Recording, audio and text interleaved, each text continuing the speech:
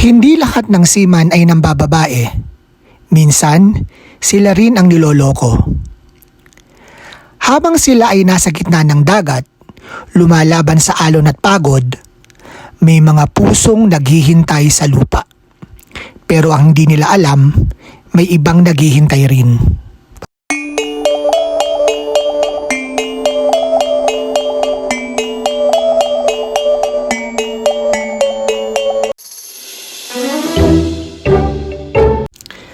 Si Adrian ay isang seaman, tahimik, responsable. Ang pangarap niya ay simple lang, mag-ipon, magpakasal, at bumuo ng pamilya. At ang babaeng mahal niya, si Eloisa. Maganda, mabait, at kung magsalita, parang lahat ng lalaki ay maniniwala. Tuwing nasa barko si Adrian, si Eloisa ang dahilan kung bakit siya lumalaban sa pagod. Video call, sweet messages, mga pangako ng kinabukasan. Maghintay ka lang, pagbalik ko, pakakasalan na kita. Ngunit habang si Adrian ay nasa gitna ng dagat, may ibang kwento na nangyayari sa lupa. Isang araw, nag-message ang kaibigan ni Adrian. Pre, sigurado ka ba kay Eloisa? Hindi naniniwala si Adrian. Hindi siya ganung babae. Pero may ipinadala ang kaibigan niya. Isang larawan. Si Eloisa, kasama ang ibang lalaki, magkahawak ang kamay. Sa una, hindi pa rin naniwala si Adrian. Hanggang sa dumami ang ebidensya, mga video, mga larawan. At ang mas masakit, hindi lang isa, marami.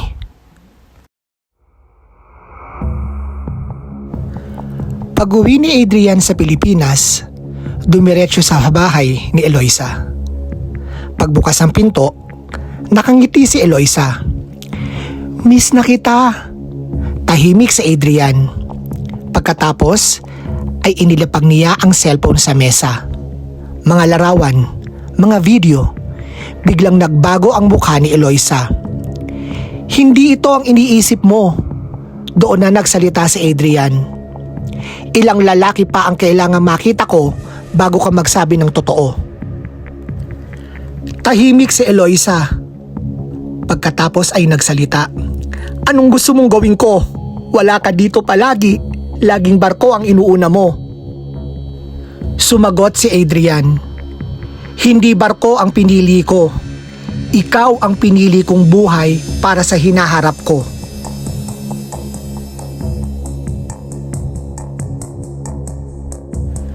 Ngunit may isa pang sikreto. Hindi lang pala puso ni Adrian ang ginamit ni Eloisa. Pati ang pera niya. Ang bahay na pinagawa ni Adrian, hindi pala para sa kanilang dalawa. Lumipas ang ilang buwan, balita sa barangay, ikakasal na si Eloisa sa ibang lalaki. Akala niya tapos na ang kwento. Hindi niya alam, doon pa lang nagsisimula.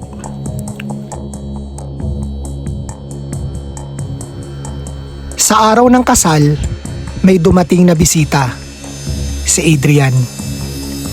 Tahimik siyang lumapit at may iniabot siyang sobre. Mga dokumento, ang bahay, ang kotse, ang negosyo. Lahat ng iyon ay nakapangalan pa rin kay Adrian. Napatigil ang lahat. Napatingin si Eloisa. Sumagot si Adrian ng isang linya na hindi niya makakalimutan. Salamat sa pag-aalaga ng mga bagay na pag-aari ko.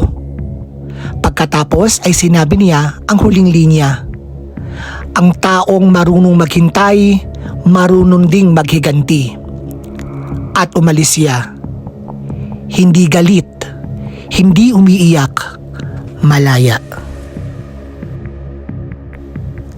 Sa buhay ng seaman, hindi lahat ng laban ay nasa dagat. minsan, ang pinakamalaking bagyo ay nasa puso ng taong pinagkatiwalaan mo. Kung ikaw si Adrian, ano ang gagawin mo? Patawad ba? O paghihiganti? I-comment ang inyong sagot. At kung gusto nyo ng mas marami pang kwentong may aral tungkol sa buhay, relasyon, at OFW reality, subscribe sa The Wanderer TV.